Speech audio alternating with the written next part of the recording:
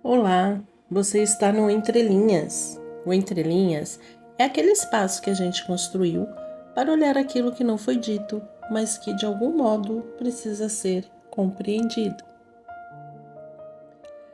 Esta semana, durante um almoço com algumas amigas, aconteceu uma situação que à primeira vista parecia absolutamente banal, mas obviamente que eu tive que olhar para ver o que as entrelinhas daquela situação tinham a me dizer. Uma delas contava uma história sobre o filho, e em determinado momento contou que o menino havia chamado por ela, e o pai respondeu. E ele disse: Não é com você que eu quero falar com a minha mãe. Foi então que uma das amigas à mesa começou a se movimentar naquela conversa, com um certo cuidado. Não foi uma repreensão direta, foi quase um pedido de licença para corrigir, Mas você não falou nada? Acompanhado daquela hesitação de quem sabe que está entrando em um terreno delicado. A mãe respondeu: Mas ele só falou a verdade? Ele queria falar comigo? Não queria falar com o pai? Eu sei, ela respondeu e continuou. Mas você precisa explicar para ele que não pode falar desse jeito com um adulto. Senão ele vai crescer achando que pode falar com um adulto desse jeito? E essa frase ficou ecoando na minha mente. Desse jeito. Que jeito? O que exatamente aquela criança havia feito? Ela não havia insultado o pai, não havia humilhado ninguém, não falou palavrão, não havia sido agressiva. Ela simplesmente disse a verdade sobre aquilo que queria naquele momento. Eu quero falar com a minha mãe, não quero falar com você. Então eu fiquei pensando no que afinal estava sendo corrigido ali. Não era exatamente o comportamento, era a transgressão de uma convenção. Uma convenção tão incorporada que já não precisava sequer ser explicada. Uma criança não fala assim com um adulto. Mas por quê?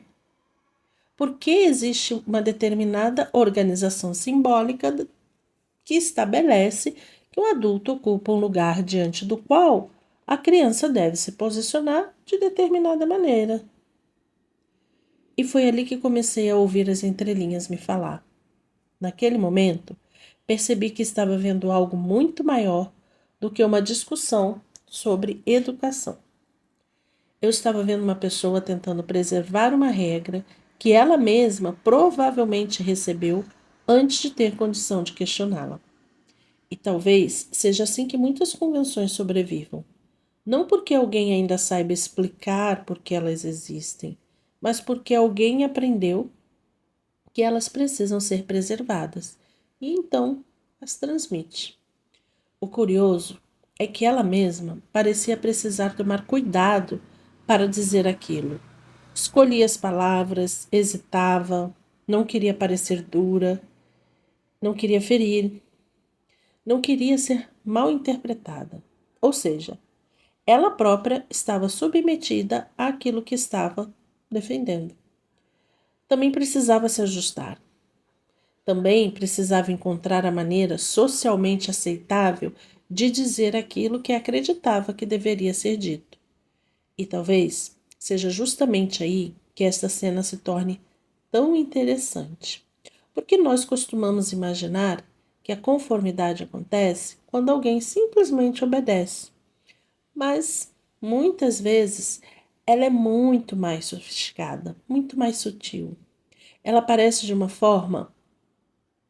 uma preocupação excessiva com o que pode ser dito, na necessidade de suavizar, na antecipação da reação do outro, na tentativa de não romper uma expectativa, na vigilância constante sobre o nosso próprio comportamento, até que pouco a pouco deixamos de perceber que estamos nos adaptando. Achamos que estamos simplesmente sendo educados, sendo adequados, maduros, respeitosos. E talvez este seja um dos mecanismos mais poderosos da vida em sociedade. A norma não precisa mais nos proibir, Nós aprendemos a nos regular por ela. E isso começa muito cedo.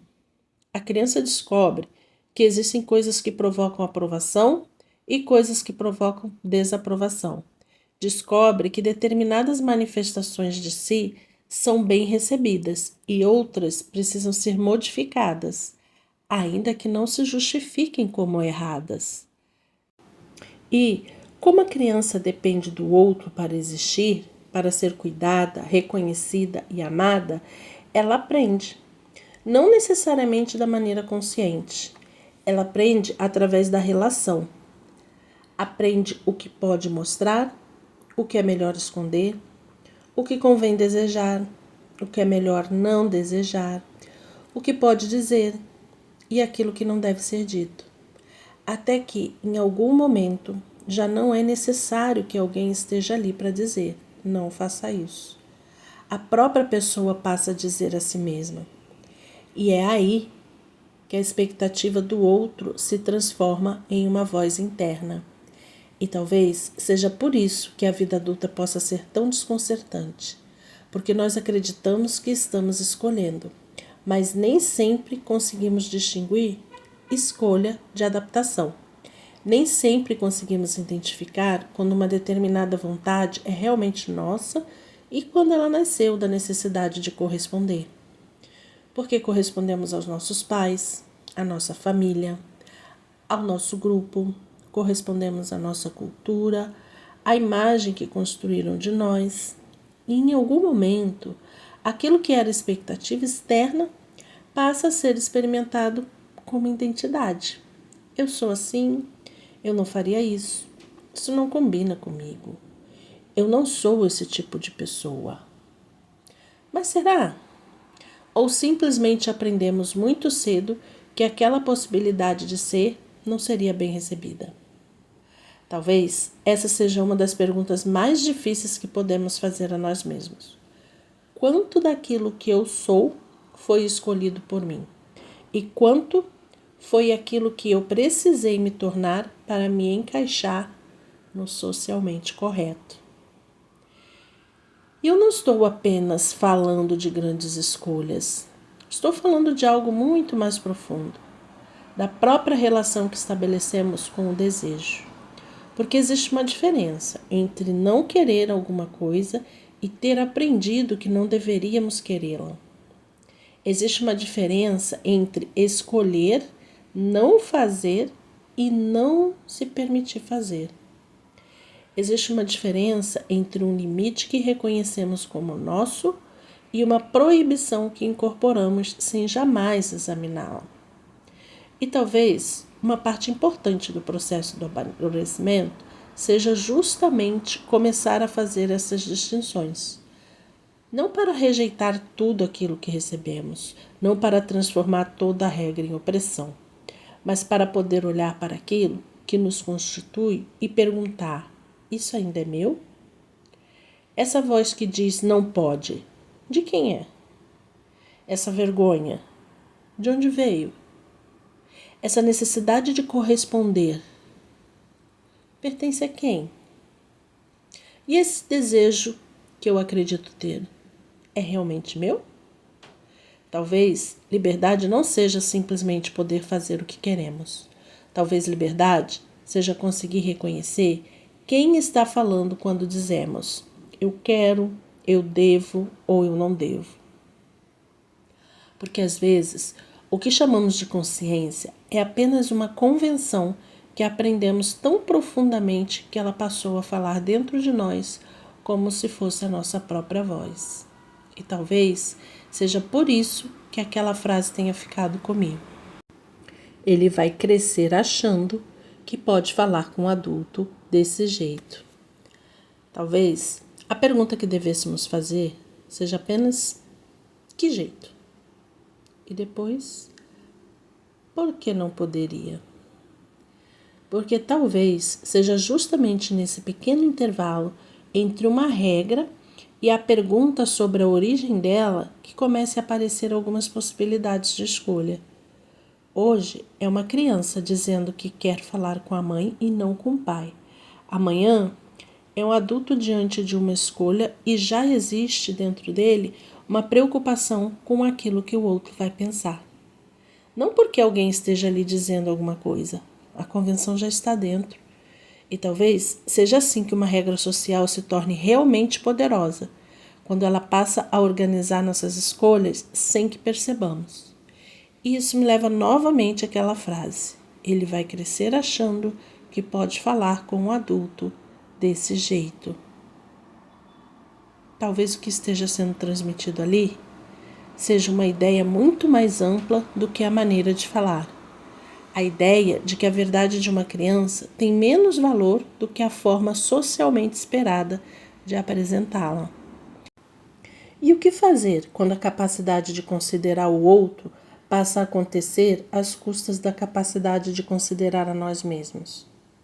Talvez seja aí que aquela pequena frase do almoço ganhe uma dimensão que ninguém naquela mesa estava discutindo. Porque se uma criança aprende repetidamente que dizer o que quer pode ser inadequado, talvez ela cresça com uma dificuldade maior de sustentar o próprio desejo quando ele entra em conflito com o desejo de alguém.